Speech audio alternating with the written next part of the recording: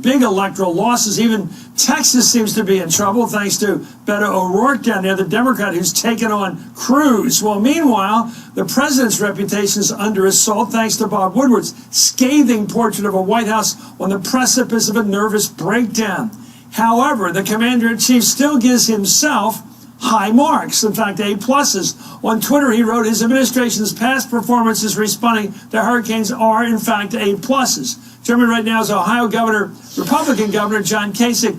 I keep thinking of you, Governor, as the sort of the Republican alternative to Donald Trump. It's sort of the classic Republican executive getting the job. What did you think when you hear about Trump described as someone unattached to reality, incapable of expressing the truth? It's sad, Chris, and I sometimes feel as though I live in a parallel universe, or that this is some kind of a Woody Allen movie. It's truly very different, and look, the Republicans are having trouble because people don't want chaos. They don't want all this fighting. They don't want all this name calling. This has been something that's been going on for a long time. They don't want family separation at the border. Let me give you another one. The thing that really troubles me is I cannot believe that there are a group of people in my party who are saying people who have pre-existing conditions can be denied health care. I mean, I talk to a lot of Republican friends of mine, and when I say, hey, your kid's got problems, right? Yeah. I said, well, if they have a pre-existing condition, you may not be able to get health insurance. I mean, this is really, really odd. And but I think that there are parts of our party that are really saying enough of this. I'm starting to sense it. I'm starting to feel it. And you remember that old lesson, Chris, that you and I both learned when we were on Capitol Hill, and that is, you don't work for a president. You don't work for a party. When you're on the streets with the folks, they're judging you for who you are. So my advice to Republicans is, hey, be your own person. Be your own man or woman. Talk to people about health care. Talk to people about bringing the country together. Well, the chaos emanating from the White House right now adds another layer of trouble for Republicans in this November's midterm elections. Here's how Senate Majority Leader Mitch McConnell described the Republican situation. We know this is going to be a very challenging election. On the Senate side, I'll just list you a bunch of races that are dead even. Arizona, Nevada, Tennessee, Montana, North Dakota, Missouri, Indiana, West Virginia, and Florida. All of them too close to call, and every one of them like a knife fight in an alley. I mean, just a brawl in every one of those places.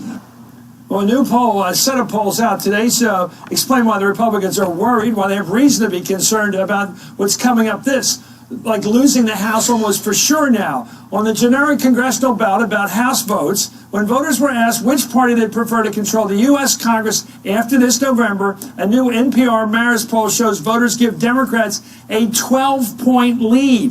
Quinnipiac gives them a 14-point lead. Governor, what happens when Trump, who inherited majority control of the Senate, majority control of the House of Representatives, loses at least one of those controls? Is he going to be faced with reality in the Republican Party, or is it just going to BS his way through it again?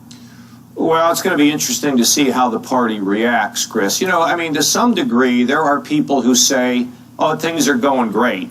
And but that's not the case. You know about the congressional race right out here in Columbus, Ohio, where the Republicans should have won overwhelmingly and barely squeaked it out. Look, there's a couple things, Chris, that we have to think about. When you're the president of the United States, people look to you as a father.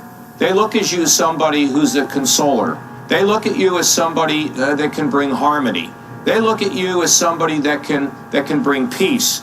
And when the leader, we all have these images of presidents in our minds, right?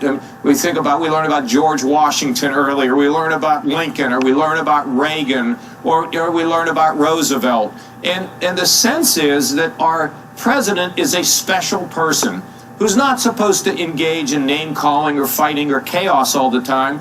That president is supposed to be somebody that is a healer and brings the country together.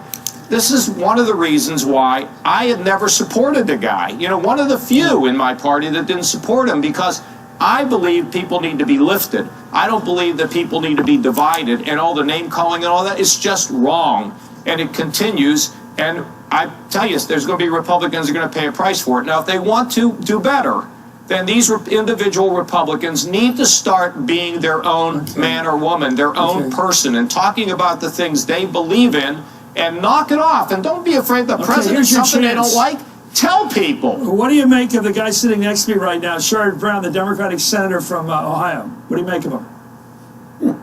I've known Sherrod for a long time. You know, what do you want me to say? He's in a race for the Senate. Consoling and I mean, I'm not here to endorse. I'm not here to endorse Sherrod Brown, Chris. I mean, that's not what my job is. And I understand that. what I'm saying to you, for any Republican, tells me a lot. The fact you haven't knocked him tells me something. Thank you. And I don't like to look. I don't like to knock a lot of people. I disagree with Sherrod on a lot of issues, but it's not my job to just go around knocking people. I mean, I'm not running against him. I'd have a lot of things that I'd want to say about him if I was running, but that's not my job.